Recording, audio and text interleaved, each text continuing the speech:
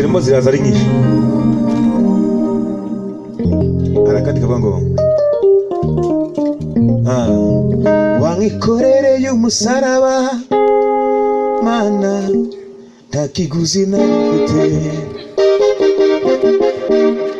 wanyikorereye umusaraba mana nta kiguzi narifite, byose wabimeye ubona mana we nange reka ngushimire. Kubitamo akamenyero.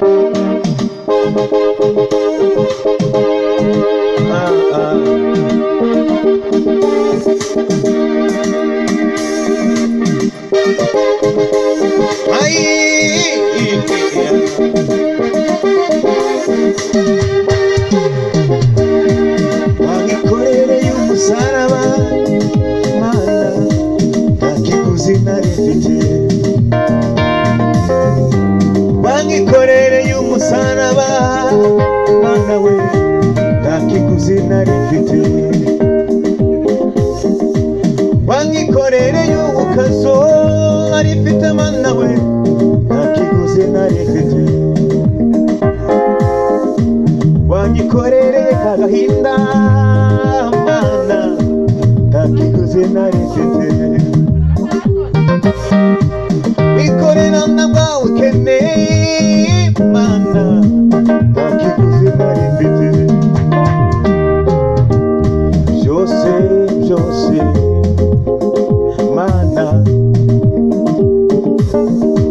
byose wabimereye ubuntu mana we nange reka ngushimire.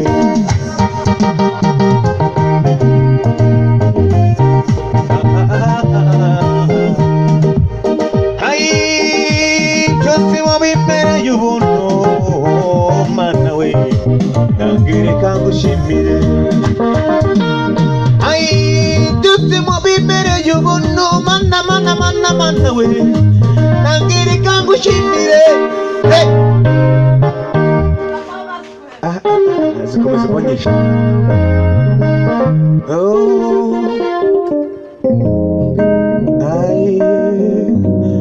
bari hejuru y'abahanuzi, umwami aruta imfura zo mu isi, ibyaremwe byose ntanage kitaremwe n'ibiganza bye, ari hejuru y'abahanuzi, umwami aruta imfura zo mu isi, ibyaremwe byose ntanakimwe kitaremwe n'ibiganza bye. Hari muri ibyo avuze ngo ntidufite gutinya habe na gatoya kuko ubuzima bwacu buri muri Yesu. Ikunda kumfasha indirimbo, reka inyuramo gatoya ndetse nawe gufashe urimo kurikirana yicano kugira ngo amahoro y'Imana nawe agere kuri agufashe indirimbo rwose kubake kandi yubake inkingi mu buzima bwawe.